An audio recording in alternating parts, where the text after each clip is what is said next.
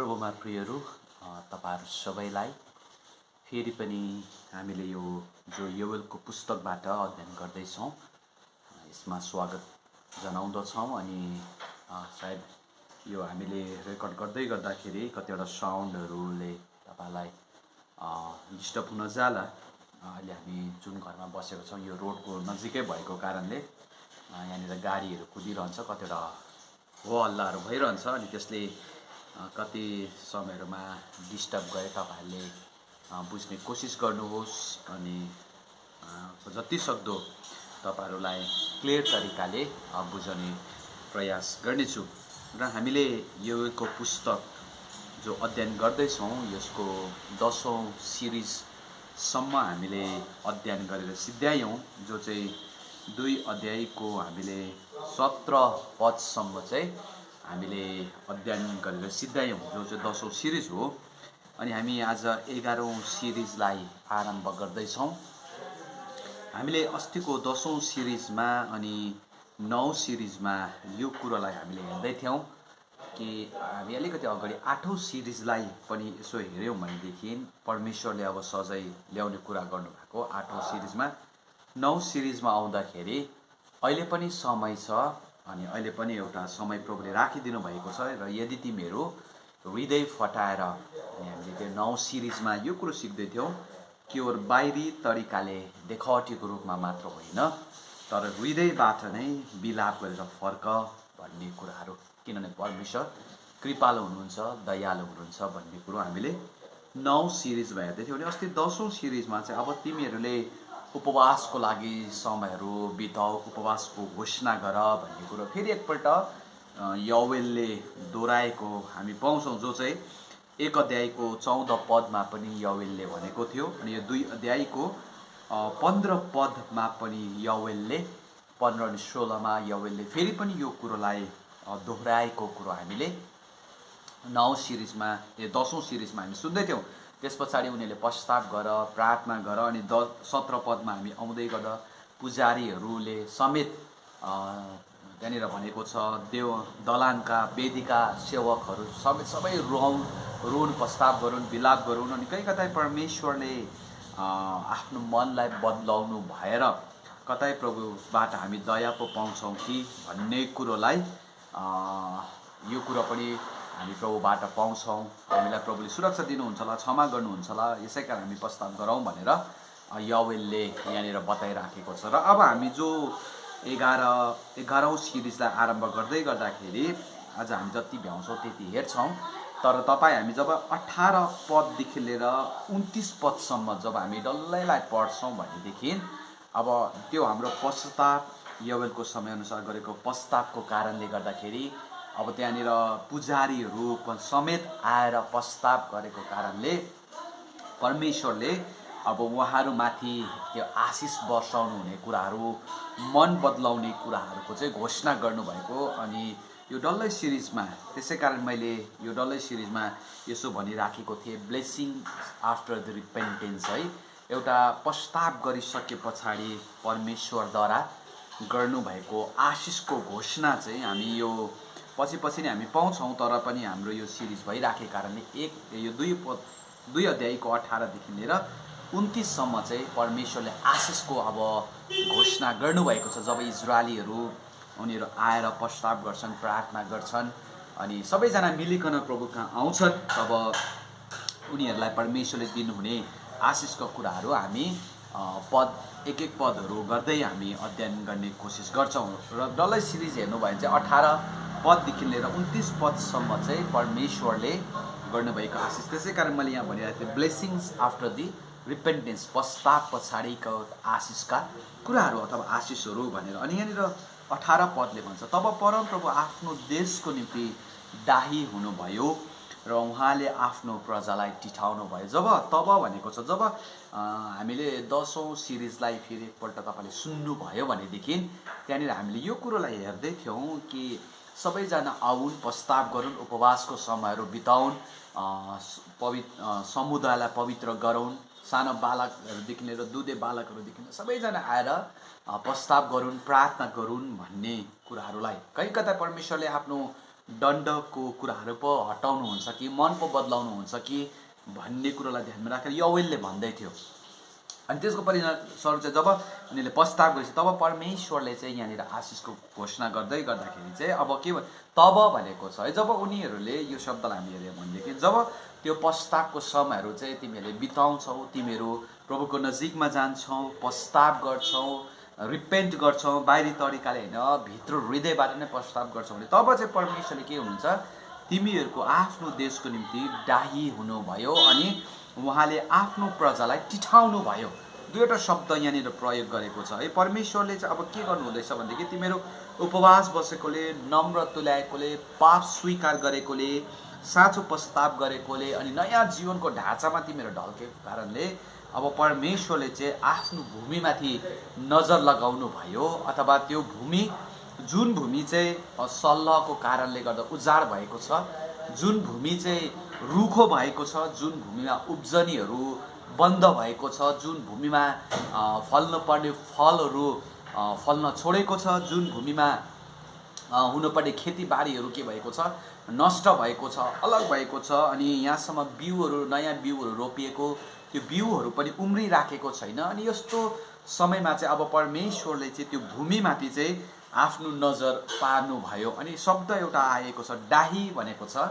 अनि यो डाही भन्ने शब्द जब हामी हाम्रो मानव दृष्टिकोणले बुझ्ने प्रयास गर्छौँ, अथवा हाम्रो सिधै हामी जब डाही भयो भन्ने शब्दलाई हामी जब बुझ्ने प्रयास गर्छौँ भनेदेखि धेरैपल्ट नै यो हामी नकारात्मक एउटा भावनामा बुझी पठाउँछौँ है। नकारात्मक तरिकाले प्राय नै हामी जेलस भन्ने कुरोलाई प्राय नै हामी नकारात्मक शब्दसँग तुलना गरिराखेका हुन्छौँ है। उदाहरणको लागि यदि कसैले मभन्दा उच्च काम गरिदियो भनेदेखि धेरैपल्ट हामी त्यसलाई जेलस भएर उसले खराब काम गर्यो भन्ने शब्दलाई हामी प्रयोग गर्छौँ। अनि यो डाही भन्ने कुरा नकारात्मक हामी देख्छौँ, तर पनि यहाँनिर यसो पढ्दाखेरि परमेश्वर डाही हुनुभयो भन्दाखेरि चाहिँ हामी नकारात्मक कुरो होइन, तर परमेश्वरको सकारात्मक कुरोलाई डाही जेलस भन्ने कुरोलाई चाहिँ परमेश्वरको सकारात्मक कुरोलाई हामी देख्छौँ। किनभनेदेखि प्रस्थानको पुस्तक 20:5 जब हामी पढ्छौँ भने परमेश्वरले 10 आज्ञा दिनुभएको कुरा यो हामीलाई थाहा छ मोशाद्वारा। जब हामी प्रस्थानको पुस्तक 20 अध्यायमा पढ्छौँ अनि त्यहाँनिर परमेश्वरले त्यो डाही भएको शब्द त्यहाँ पनि प्रयोग गर्नुभएको छ। हामी बुझ्ने प्रयास गर्दैछौँ है योबाट। अनि त्यति बेला चाहिँ किन परमेश्वरले यो डाही भन्ने शब्दलाई प्रयोग गर्नुभयो भन्दाखेरि हामी प्रस्थानको पुस्तक यहाँ 20 अध्यायलाई म तपाईँहरूको अगाडि ल्याउँदैछु। 20 अध्यायको तपाईँहरूलाई 3 देखि नै म पढ्दैछु है। 3 देखि नै 20 अध्याय 3 देखि। तर मेरो सामने तैँले अरू कुनै देवी देवताहरू नमान्नु, तैँले आफ्नो निम्ति खोपेर कुनै किसिमको मूर्ति नबनाउनु, औ माथि आकाश अथवा तल पृथ्वी र पृथ्वी मुनि पानीमा भएको कुनै आकारको प्रतिमूर्ति नबनाउनु, त तिनीहरूका सामने ननिउरिनु अनि तिनीहरूको पूजा नगर्नु, किनकि म परमप्रभु तेरा परमेश्वर डाहा गर्ने परमेश्वर हुँ भन्ने शब्द प्रयोग गरेको छ। डाहा गर्ने परमेश्वर हुँ, पिता पुर्खाले गरेको अधर्म र मेरो अवहेलनाको दण्ड तिनीहरूका सन्तानहरूमाथि। यहाँनिर हामी यो डाहा भन्ने अथवा डाही भन्ने शब्द त्यति बेला प्रयोग गरेको पाउँछौँ जब परमेश्वरले मोशाद्वारा इस्राएलीहरूलाई भन्नुभयो, आज्ञा दिनुभयो अनि भन्नुभयो म बाहेक अरू कुनै थोकप्रति पनि तिमीहरूको चाहिँ जब ध्यान जान्छ, म बाहेक अरू कुराहरूप्रति तिमीहरू जब झुक्न थाल्छौ, जब तिमीहरूले मलाई भन्दा पनि अरू थोकलाई प्राथमिकता दिइराखेका हुन्छौ, तब म चाहिँ एउटा डाही हुनेछु। अनि हामी यहाँबाट के बुझ्छौँ भनेदेखि परमेश्वरको जब पनि कुनै कुरा अरू व्यक्तिहरूलाई दिन्छौँ भनेदेखि परमेश्वरलाई दिनुपर्ने पहिलो स्थान छोडेर हामी अरू जग्गातिर ढल्कन्छौँ भने प्रभु डाही परमेश्वर हुनुहुन्छ। र यहाँनिर यो भूमिमा परमेश्वरले अब डाही गर्नुभयो, नजर लगाउनु भयो भन्ने कुरोलाई बुझ्दै गर्दाखेरि हामी यसरी अर्थ लाउन सक्छौँ। अनि यो देश जो सल्लाहले उजाड भएको छ अब त्यसमा हरियाली देखा पर्नेछ है। परमेश्वरको डाही भनेको चाहिँ हामी यहाँ के बुझ्दैछौँ भनेदेखि त्यो देश हामीले अस्तिदेखि हेर्दैछौँ, यहुदा अथवा जब सल्लहहरू आए, त्यो शत्रुहरू आएर सबै अन्न बाली नष्ट गरेको यहाँ सबै हामीले अस्तिदेखि हेर्दैछौँ। के भन्छ परमेश्वरको भवनमा जो अर्धबलि अन्नबलि चढाएर बलिदान चढाउनु पर्ने उत्सवहरू थियो त्यो पनि बन्द भएको छ। एउटा उजाड स्थानमा छ, तर उजाड भएको छ। अनि परमेश्वर यहाँ डाही भयो भन्दा चाहिँ हामी यसरी उल्था गर्न सक्छौँ, त्यो देश जो सल्लले उजाड भएको छ अब त्यसमा हरियाली देखा पर्नेछ। अर्को यसो भन्न सक्छौँ, त्यस भूमिमा बिउहरू माटोको डल्ला मुनि चौरिएका छन् है। हामीले 1 अध्यायको 17 पद, यहोवेलको पुस्तक 1 अध्यायको 17 मा हेऱ्यौँ भनेदेखि के भनेको छ, यहाँसम्म कि जब म पढ्दैछु, बिउहरू माटोको डल्ला मुनि चौरिएर ढिकुटीहरू उजाड पारियो, अन्नहरू सुकिगए, यस्तो अवस्था थियो होइन। यहाँसम्म कि केवल सल्लको कारणले त्यो समयमा भएको अन्न बाली मात्र होइन, तर भूमि पनि दूषित भएको छ। किनभनेदेखि जब भूमिमा उनीहरूले नयाँ बिउहरू रोप्दथ्यो, त्यो बिउ पनि अब उम्रिनको सट्टा चौरिएको छ, नष्ट भएको छ। यो कुरो हामीले पहिला अध्ययन गर्दै थियौँ। अनि त्यस पछाडि के भनेको छ, अब त्यो फलवन्त हुनेछ। परमेश्वरले त्यो देशमा डाही हुनुभयो भनेको चाहिँ अब त्यो देश, जुन देशमा त्यो प्रकारको परिस्थिति आएको थियो, नयाँ बिउहरू रोपिएको त्यो बिउहरू पनि फलवन्त अथवा त्यो बिउले पनि फल दिनुपर्ने, तर त्यो बिउ आफै पनि डल्ला मुनि माटो मुनि चौरिए परिराखेको थियो। तर अब भनिँदैछ त्यो बिउले फेरि पनि फल दिनेछन् अनि नयाँ कुरा दिनेछन् भनेर हामी यहाँनिर त्यसरी बुझ्न सक्छौँ। अनि त्यो देश रोगी भएको छ, अब त्यसलाई स्वस्थ हुनेछ। अनि त्यो देश एक तरिकाले हामी हेऱ्यौँ भनेदेखि रोगमा परेको छ, त्यो देश एउटा, त्यो भूमि श्रापमा परेको छ। अनि त्यो भूमि एउटा रोगी भएको छ, रोगले ग्रस्त भएको छ। हामी त्यो किनभनेदेखि त्यो भूमि सबै कुरो नष्ट भएको छ, त्यो भूमिले सुस्केर मार्छ भन्ने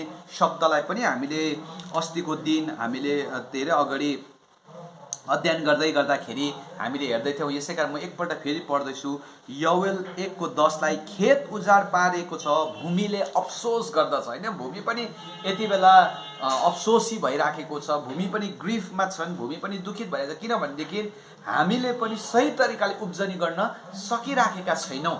अनि यस्तो अवस्था, एउटा रोग लागेको अथवा रोग परेको अवस्थामा हामी देख्दै गर्दाखेरि अब परमेश्वर डाही हुनुभयो भन्ने शब्दलाई हामी यहाँ उल्था गर्दा चाहिँ अब भूमि पनि के हुनेछन्, स्वस्थ हुनेछन् भन्ने कुरो चाहिँ हामी देख्छौँ। किनभनेदेखि परमेश्वरको प्रतिज्ञा हाम्रो लागि महान छन् अनि परमेश्वरले आफ्नो प्रतिज्ञाहरू पुरा पनि गर्नुहुन्छ, प्रतिज्ञा पुरा गरी पनि राख्नु भएको छ अनि गर्नु पनि हुनेछ।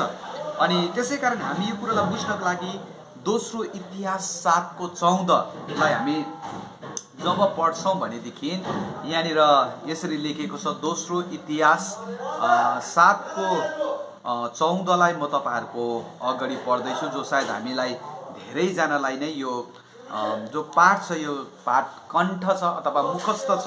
अनि यहाँनिर त्यसको 7:14 म पढ्दैछु। यदि मेरो नाउँद्वारा बोलाइएका अथवा मेरो नाउँमा चुनिएका मेरा मानिसहरू आफैलाई नम्र तुल्याएर प्रार्थना गर्दै मेरो मुहार हेर्न चाहे र आफ्ना दुष्ट चालहरूबाट फर्के, म स्वर्गबाट तिनीहरूको प्रार्थना सुन्नेछु र तिनीहरूको पाप क्षमा गरेर तिनीहरूको देशलाई निको पार्नेछु होइन। जब कोही पनि मैले छानिएको व्यक्ति, जब उनीहरूले चाहिँ आफूलाई नम्र तुल्याएर, हामी यहोवेलको पुस्तक अनुसार बाहिरी तरिकाले होइन तर हृदय फटाएर नै, हृदयद्वारा नै पश्चाताप गर्छ भने परमेश्वरको यहाँ पनि प्रतिज्ञा पाउँछौँ, म उनीहरूको कारणले गर्दाखेरि पाप मात्रै क्षमा होइन तर अब त्यो देशलाई पनि म के गर्नेछु, स्वस्थ निको पार्नेछु, चाहे जुनसुकै रोगले ग्रस्त भएको होस्। अनि यहाँनिर पनि हामी यो कुरोलाई देख्न सक्छौँ, परमेश्वर डाही हुनुभयो, आफ्नो परमेश्वर देशमाथि डाही हुनुभयो भन्ने कुरोलाई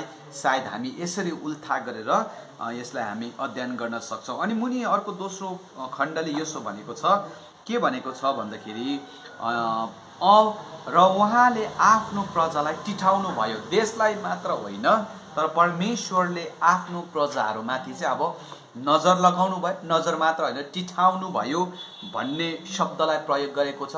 कतिवटा शब्दहरूमा मर्सीफुल भन्ने इङ्ग्लिस ट्रान्सलेसनले मर्सीफुल भन्ने शब्द प्रयोग गरेको छ, कति इङ्ग्लिस ट्रान्सलेसन कम्प्यासन भन्ने, पिटी भन्ने शब्दहरू प्रयोग गरेको छ। अनि एउटा प्राय हाम्रो नेपालीमा चाहिँ प्रेम, दया, टिठाउनु, दयालु हुनु, कृपालु हुनु भन्ने शब्दहरूलाई हामी यति बेला यहाँनिर हामी उल्था गर्न सक्छौँ। अनि यहाँ भनेको छ परमेश्वरले अब केवल भूमिलाई मात्र होइन तर उनको प्रजाहरू माथि भएको कष्टलाई देखेर अनि उनीहरू चाहिँ अब हृदयबाट नै हटाइकन उनीहरू प्रस्ताव गर्न आएको छ। अनि त्यो प्रस्तावलाई देखिसके पछाडि उनीहरूमाथि ल्याएको विपत्ति सायद त्यो देखेर परमेश्वरले टिठाउनु भयो, दया देखाउनु भयो।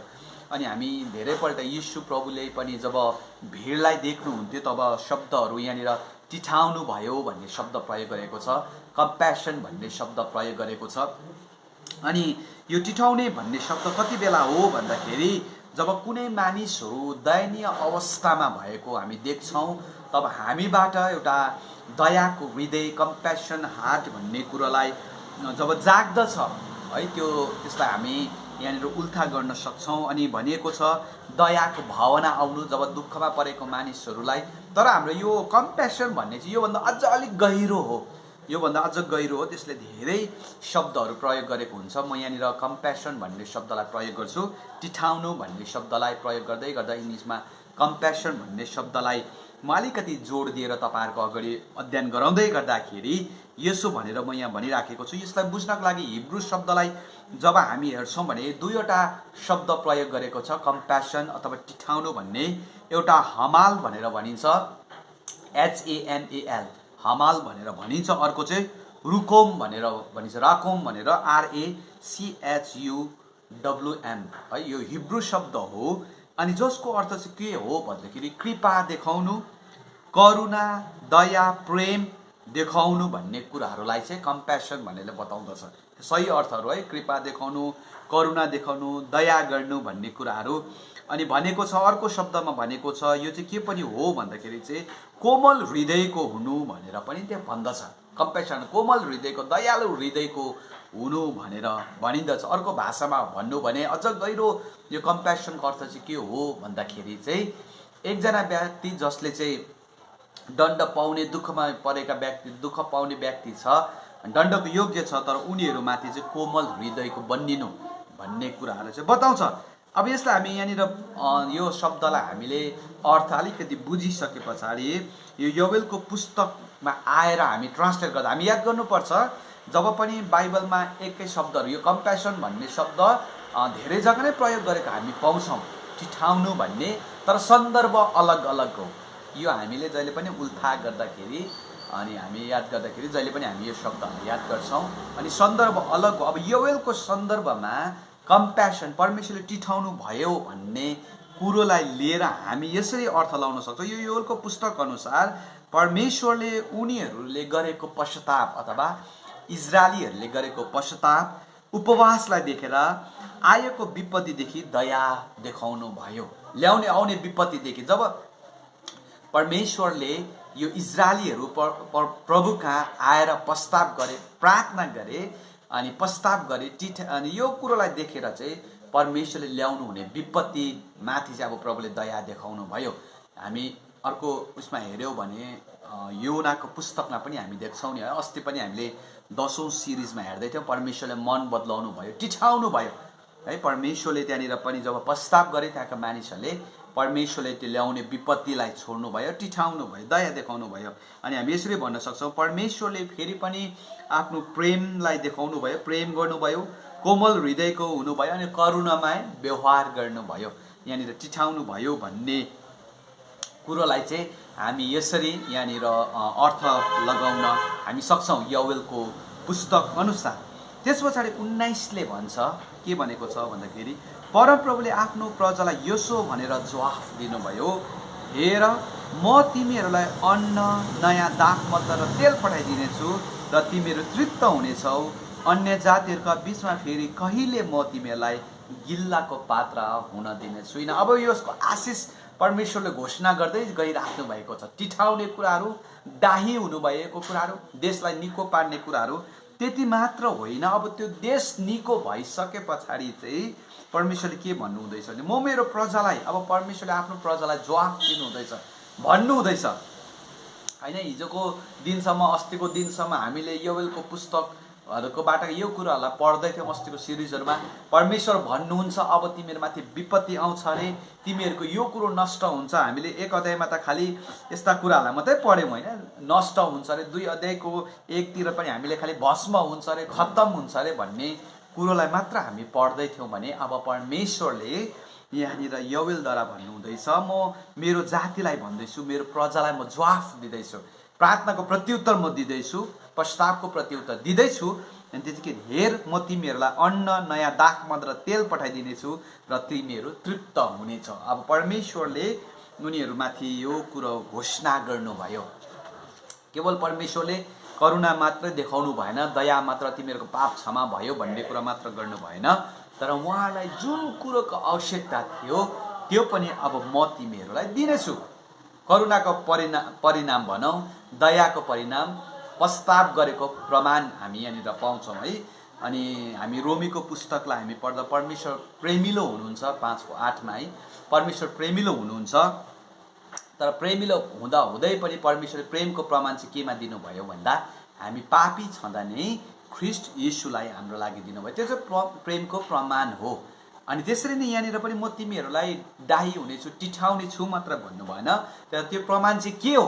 तिमीहरूको क्षमा भएको प्रमाण, तिमीहरूको प्रार्थनालाई सुनेको प्रमाण, तिमीहरूलाई टिठाएको प्रमाण चाहिँ के हो भन्दाखेरि, अब जुन अन्न बालीहरू नष्ट भएको छ अब फेरि पनि त्यो तिमीहरूले के गर्नेछौ? प्राप्त गर्नेछौ। अनि यहाँनिर पुजारीहरूसम्म रुएको छ अन्न बालीहरू खत्तम भएर। अनि मलाई लाग्छ यो हामी यसो यौवेलको समयलाई हामी एकपल्ट यसो बसेर पिक्चराइज गऱ्यौँ भनेदेखि यो कुरा के देख्छौँ भनेदेखि, सायद भोका प्यासा भएर मानिसहरू तडपिराखेको अवस्थालाई सायद हामी पिक्चर हेर्न सक्छौँ, त्यो पिक्चर हामी स्मरण गर्न सक्छौँ वा त हामी याद गर्न सक्छौँ। अनि सबै कुरो नष्ट भएको बेला मानिसहरूको अवस्थालाई हामी अनुभव गर्न सक्छौँ है। जब हामीसँग 1 छाक या 2 छाक हामी जब खानु हाम्रोदेखि जुडिँदैन, 1 छाकसम्म हामी सायद हामी बस्न सक्छौँ, दोस्रो छाक पनि सायद हामी टार्छौँ होला, तर तेस्रो छाकदेखि हामीलाई साह्रो पर्न थाल्छ। अनि यिनीहरूले त अब कति दिन भइसक्यो, तर परमेश्वरले भन्नुहुन्छ, म तिमीहरूलाई अन्न दिनेछु, दाखमद दिनेछु, जुन कुरोहरू चाहिँ तिमीहरूबाट के भएको छ? नष्ट भएको छ। यो कुरा हामीले अस्तिको समयहरूमा अध्ययन पनि हामी गर्दै थियौँ होइन। पहिलो कुराहरू किनभनेदेखि यो हर्ष हराएको छ, आनन्द हराएको छ। यसको कारणले गर्दाखेरि जब हामी यौवेल 1:16 पढ्छौँ, के खानेकुरो हाम्रो आँखाकै सामने नष्ट भएन र?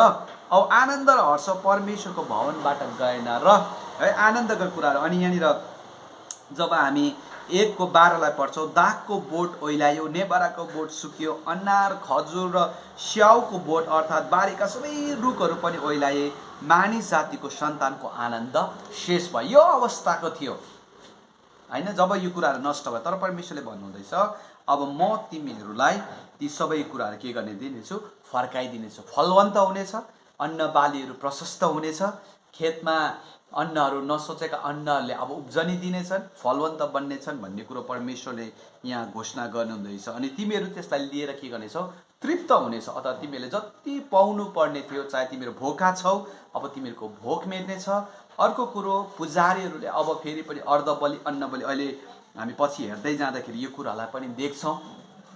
त्यस पछाडि मुनि के भनेको छ भन्दाखेरि, अन्य जातिहरूको बिचमा फेरि तिमीहरू कहिले पनि गिल्लाको पात्र हुने छैन। अनि यसो यो शब्दलाई हामी हेर्दै गर्दाखेरि अस्ति पनि हामीले यो कुरोलाई हेर्दै थियौँ। यहाँनिर 17 पदमा हामीले हेर्दै थियौँ, तिमीहरूको परमेश्वर कहाँ छ भनेर अन्य जातिहरूले भन्न नपाउन् भन्ने कुरा। यो अन्य जाति भन्ने शब्द म बारम्बार तपाईँहरूलाई दोहोऱ्याइराखेको छु। पहिलो जकरियाको पुस्तकको अध्ययन गर्दै गर्दा पनि हामीले यो अन्य जाति भन्ने शब्दलाई हामीले धेरै पल्ट नै सुनिराखेको छौँ अनि भन्दै पनि छौँ। अनि मैले भनिराखेको थिएँ, यो अन्य जाति भन्ने शब्द जो बाइबलको छ, यो चाहिँ गैर यहुदीहरूलाई प्रयोग गरेको शब्द हो।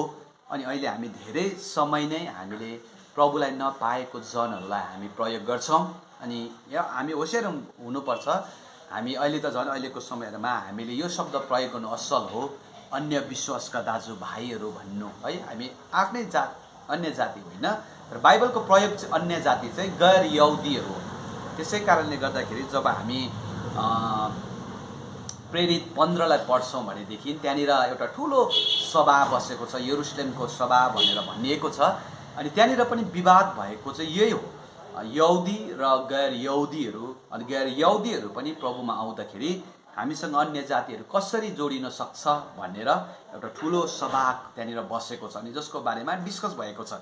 अनि यहाँनिर पनि यही भन्दैछ, अन्य जातिहरूको बिचमा भनेको चाहिँ यहुदी जातिदेखि बाहेक अरूहरूको अगाडि, अनि धेरैको अगाडि। सायद मलाई यति बेला यो शब्दलाई मैले हेर्दै गर्दाखेरि यति बेला यस्तो हामी हेर्न सक्छौँ, यो भन्न सक्छौँ, कति समयसम्म यो उजाड भएको छ हामीलाई त्यो वर्णन पाउँदैनौँ। कति दिनसम्म इजरायलीहरू भोका भए, प्यासा भए, रुखो समयमा बसी, त्यो हामी ड्युरेसन हामी यो योवेलको पुस्तकमा पाउँदैनौँ। तर जति नै भए तापनि उनीहरू चाहिँ अरूहरूको बिचमा चाहिँ हाँसोको पात्र, गिल्लाको पात्र भएको थियो। सर्वप्रथम किन भन्दाखेरि उनीहरूको परमेश्वरले उनीहरूलाई साथ छोडिदिएको। दोस्रो कुरो, उनीहरू किन गिल्लाको कारण भएको थियो भन्दाखेरि त्यो परमेश्वर जसले चाहिँ सबै कुराहरू दिनुहुने प्रतिज्ञा गर्नुभएको कुराहरू सुनेका थिए, बुझेका थिए, तर आज त्यो परमेश्वर त्यहाँनिर नभएको अनुमान। किनभने सबै कुरा त नष्ट भइराखेको छ, खिसी टुह्रो भइराखेको छ। खै तिमीहरूलाई यसो गर्छु भनिराखेको थियो त, खै कहाँ छ त? सायद यो प्रकारको गिल्ला, थुकाइ कुटाइ है सही राखेको कुराहरू थिए। तर परमेश्वरले भन्नुहुँदैछ, अब तिमीहरूमा प्रशस्त भएको कारणले गर्दाखेरि अब तिमीहरू गिल्लाको कारण हुने छैनौ, पात्र, गिल्लाको पात्र तिमीहरू के गर्ने छैनौ, हुने छैनौ भनेर यहाँनिर परमेश्वरले अर्को थप आशिष दिनुभयो। तिमीहरूलाई खिसी गर्ने छैन, तिमीहरूलाई गर्ने छैन। हामी पनि यसको अर्थ यो होइन कि परमेश्वरले तपाईँ अनि मलाई, यहाँनिर यसको अर्थ हामी यसरी लाउन सक्दैनौँ। अहिले धेरै समय नै हामी ख्रिस्टमा आउनु भन्ने अर्थलाई हामी यसरी लगाइराखेका हुन्छौँ। अस्तिको आइतबार हाम्रो चर्चमा हाम्रो अल्मनाक अनुसार मैले यो कुरो, हाम्रो क्रिस्चियन क्यालेन्डर अनुसार, त्यहाँ वचन अनुसार मैले यो कुरो बोल्दै थिएँ, हामीले ख्रिस्टलाई पाइसके पछाडि अब ख्रिस्ट येशूमा हामीले दुःख कष्ट सहनको लागि पनि तयार हुनुपर्छ भन्ने कुराहरू। अनि यसको अर्थ यो होइन कि परमेश्वरले तपाईँ अनि मलाई यहाँनिर प्रशस्त दिएको छ, यसको अर्थ तपाईँ अनि मलाई अरूहरूको बिचमा धन्यवाद तुल्याउनुहुन्छ, हामीलाई यो गर्नुहुन्छ भन्ने कुरा पनि होइन। तर यसको अर्थ यो पनि होइन कि परमेश्वरले हामीलाई दिनु पनि हुन्न। तर सबै कुरा परमेश्वरले आफ्नो अधीनमा रहेर काम गर्नुहुन्छ। अनि हामीलाई हरेक क्षेत्रमा परमेश्वरले आफ्नो महिमाको लागि प्रभुले प्रयोग गर्दै गरेको हुँदछ। हामी यहाँनिर यही कुरो देख्छौँ, परमेश्वर चाहिँ गिल्लाको पात्र हुनुहुन्न भन्ने कुराहरू परमेश्वरले हामीलाई गिल्लाको पात्र तुल्याउनु। अनि यहाँनिर त्यही आशिष भरिपूर्ण भएको कारणले अब उनीहरू बिचमा भएको आशिषको कारणले गर्दाखेरि अब गिल्लाका कुराहरू चाहिँ के भएर अन्त भएर जानेछ भन्ने कुरा यहाँनिर बताइराखेको छ। अनि 20ले भन्छ, अब अझ परमेश्वरले त्यो आशिषका कुराहरू बोल्दै जानुभयो। 20ले भन्छ, तर म उत्तरतिरबाट आएको सेनालाई तिमीहरूदेखि टाढो हटाइदिनेछु, अब म त्यसलाई बाझो र उजाड देशमा धपाइदिनेछु। अनि परमेश्वरले अझ उनीहरूलाई आश्वासन दिँदै जानुभयो। परमेश्वरले अझ गहिरो गहिरो आशिषका कुराहरू बोल्दै जानुभयो। अनि त्यस पछाडि तिमीहरूलाई अब अन्न बाली, खेतीबालीहरू मात्र होइन, अन्नहरू प्रशस्त मात्र होइन, तिमीहरूमाथि टिठाइ मात्र राख्दिन, तर तिमीहरूलाई आक्रमण गर्ने जो पनि सेनाहरू छ अथवा के भन्छ शत्रुहरू छ, ती शत्रुहरूलाई पनि म तिमीहरूदेखि टाढो गरिदिनेछु। जब हामी यो उत्तर भन्ने सब जग्गालाई हेरेर निहाल्छौँ भने, इजरायललाई हामी हेरेर निहाल्छौँ भनेदेखि उत्तरी भागहरूबाट नै हामी जकरियाको पुस्तकको अध्ययन गर्दै गर्दा मैले भनिरहेको थिएँ, यद्यपि बेबिलोन हामी निकै हाम्रो इजरायली इतिहासमा हेऱ्यौँ भनेदेखि, इतिहास त्यो म्यापमा हेऱ्यौँ भनेदेखि बेबिलोन यद्यपि उत्तरमा पर्दैन, उनीहरू पश्चिमतिर परेको छ। त्यो पश्चिमतिर परेको छ। तर किन उत्तर भनेर बेबिलोनलाई चिन्थ्यो भन्दाखेरि, किनभनेदेखि यसो भनेको छ, चाहे उत्तरी भाग होस् चाहे तल दक्षिण भाग होस्, उनीहरूलाई आक्रमण गर्नुको लागि चाहिँ यो उत्तरी भाग चाहिँ, उत्तर भागबाट चाहिँ सजिलो हुन्थ्यो भनेर बेबिलोनहरू त्यसरी आक्रमण गर्थ्यो भन्ने कुरा चाहिँ हामीले जकरियाको पुस्तकमा अध्ययन गर्दैथ्यौँ। अनि यहाँनिर हामीले यसो त्यो समयलाई हेरेर अथवा शत्रुहरूलाई हामीले यदि ट्रान्सलेट गऱ्यौँ भनेदेखि चाहिँ त्यो समयहरूमा अथवा त्योभन्दा अगाडिको समयहरूमा ट्रान्सलेट गऱ्यौँ भनेदेखि चाहिँ उत्तरीबाट बेबिलोन अथवा अश्शुरहरूलाई हामी प्राय नै बुझाएको हामी पाउँछौँ। प्राय शत्रुभन्दा उत्तर भागबाट भन्दाखेरि बेबिलोन अश्शुरहरूलाई हामी बुझाएको पाउँछौँ। जब यिर्मियाको पुस्तक 1:14 अनि 15, त्यस पछाडि सपनियाको पुस्तक 2:13 अनुसार अथवा त्यहाँनिर हामी पढ्यौँ भनेदेखि प्राय उत्तरी भागभन्दा बेबिलोन अनि अश्शुरहरूलाई हामी बताएको पाउँछौँ। तर यो योवेलको पुस्तकमा आउँदाखेरि हामीले पहिला तपाईहरुलाई याद छ या छैन, पहिला हामीले फर्स्ट सिरिजमा अध्ययन गर्दै गर्दा योवेलको पुस्तकको अध्ययन गर्दै गर्दाखेरि चाहिँ यो योवेलको पुस्तकले चाहिँ बेबिलोन र अश्शुर शत्रुहरूको बारे चाहिँ बताइएको छैन भन्ने कुरो हामीले त्यति बेला नि मैले तपाईलाई भनिराखेको थिएँ। अनि यहाँनिर पनि हामी उत्तरी जगबाट आएको उयोहरू भन्दाखेरि चाहिँ हामी त्यो शत्रुहरूलाई बुझ्दैनौँ। र योवेलको पुस्तक अनुसार चाहिँ हामी कसलाई बुझ्छौँ भन्दा सल्लहरूलाई अब किन उत्तरबाट आयो भन्ने कुरो हामीलाई त्यति उयो छैन, त्यो किन उत्तर भन्यो भन्ने, तरै पनि बेबिलोन अश्शुर उनीहरूको शत्रु हो, सायद त्यसलाई पनि देखाएर चाहिँ अहिले आइराखेको तिमीहरूमा आइराखेको यो सल्ल जो छ यसलाई पनि अब म के गरिदिनेछु, हटाइदिनेछु। अनि भनेको छ अब त्यसलाई बाजो र उजाड देशमा धपाइदिनेछु। अब तिनीहरूलाई मैले यो मलिलो भूमिमा लिएर आएँ जो खाद्यान्न बेसी छ, सबै कुरोले प्रशस्त छ। अब यिनीहरू पनि त्यो अनुभव गर्नेछ। अर्को भाषामा भन्नु भने जसरी तिमीहरूले यो बाजो उजाडको अनुभव गर्यौ, अब त्यसरी नै यो शत्रुहरूलाई पनि म त्यो जग्गामा पठाइदिनेछु।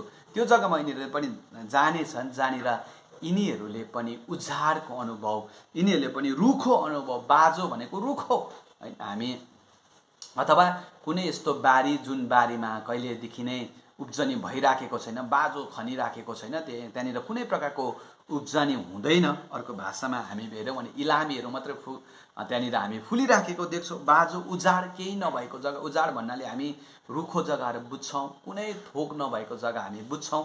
यो कुरा सायद हामीले त्यति यसलाई गहिरो तरिकाले अध्ययन गरिरहनु नपर्ला, तरै पनि हामी यहाँनिर भन्नु त्यो शत्रुहरूलाई चाहिँ उनले उजाड जग्गाहरूमा के गर्ने हुनेछन्, पुर्याइदिनु हुनेछ, हटाइदिनु हुनेछ भन्ने कुराहरू। अनि धेरै बाइबलका विद्वानहरूले यो उजाड अब कहाँनिर जान्छन् भन्ने कुराहरूलाई पठाइदिन्छ। उजाड र बाजो जमिन चाहिँ कसलाई देखाएको छ भन्दा चाहिँ डेड सी जो हाम्रो मृत सागर छ, त्यो सागरमा भएको अरबिया डेजर्ट जो छ, अरबिया डेजर्ट जो छ, अरबियाको त्यो मरुभूमि, त्यो मरुभूमि चाहिँ एकदमै रुखो अनि बाजो भनेर उनीहरूले अनुवाद गर्दै गर्दाखेरि चाहिँ अब यो सल्लहरूलाई चाहिँ त्यो जग्गामा परमेश्वरले पठाउने कुरा गर्नुभएको हो भन्ने कुरा पनि धेरै बाइबलका विद्वानहरूले यसलाई के गरेको छ, ट्रान्सलेट गरेको हामी पाउँछौँ। अनि यहाँनिर परमेश्वरले भन्नुहुँदैछ अब उनीहरूलाई त्यो जग्गामा के गर्नेछन्, पठाइदिनेछन् भनेर भने, र त्यसको अघिल्लो पङ्क्तिलाई